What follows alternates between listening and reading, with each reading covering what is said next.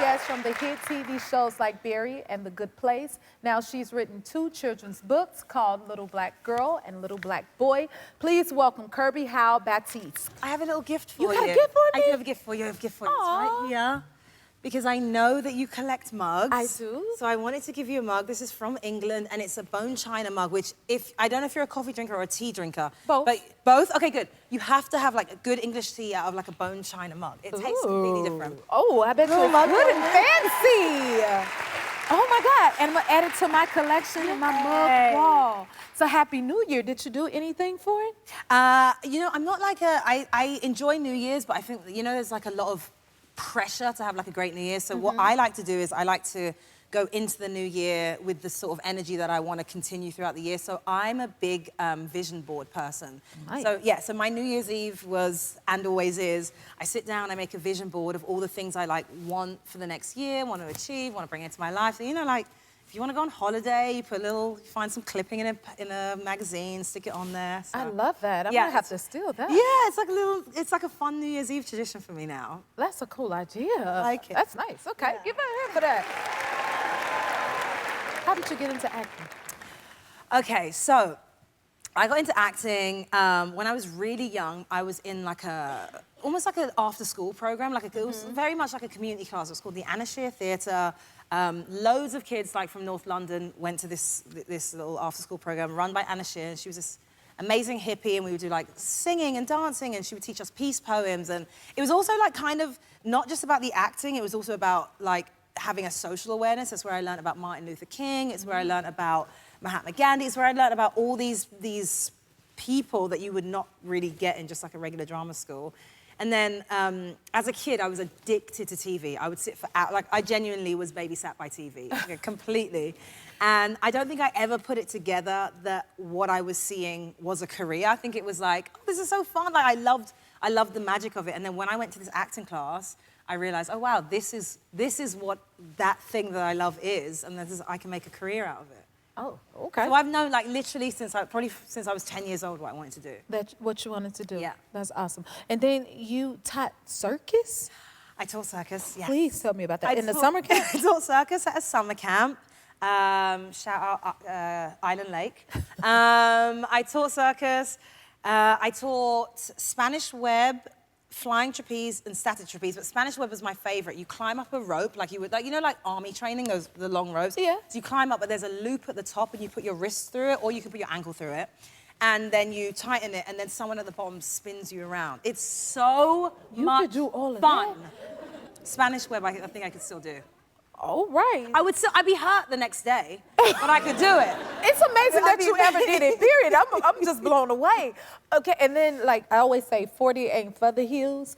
You seem to have great fashion. Like, how do you manage with the heels and all your fashion on the red carpet? Well, you know what I do is, for most things, like for red, yeah, I loved that. It's such an amazing style. You seem to have so much fun with your fashion. I love that one, too.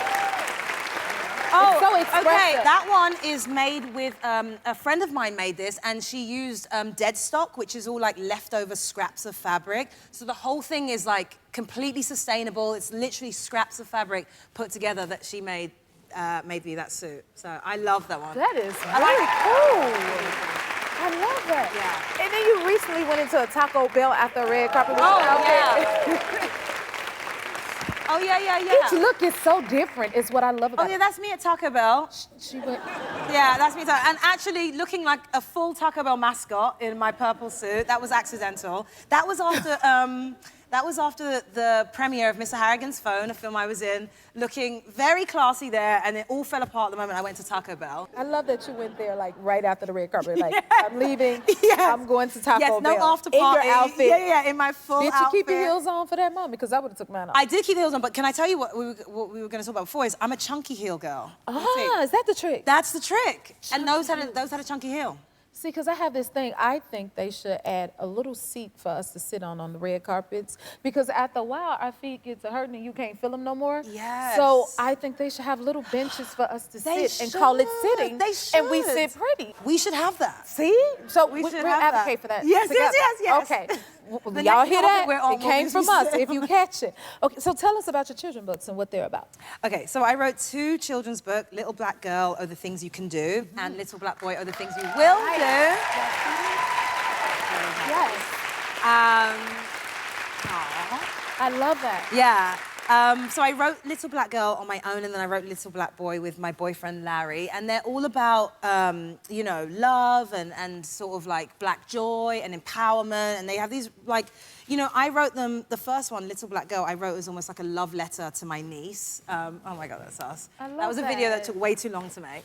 But I wrote it for my niece, and when I was writing it, it felt like, you know, I had all these things that I wanted to say, and the best way to say it was putting it down, you know, like writing it. And then I found it was almost like this sort of retroactive letter to myself and saying all the things that I wish I'd heard growing up, because it takes so long, I think. If only someone could tell you so much of the stuff you know now, it would save you so much anguish and heartache. And, you know, if someone just said when you were a kid, like, everything you are is okay, you know, you can do whatever you put your mind to, I think so many of us would not have to be dealing with the things that we're dealing with as adults. Nice. I love that. Well, thank you so much for being here. You're awesome. Congratulations on everything.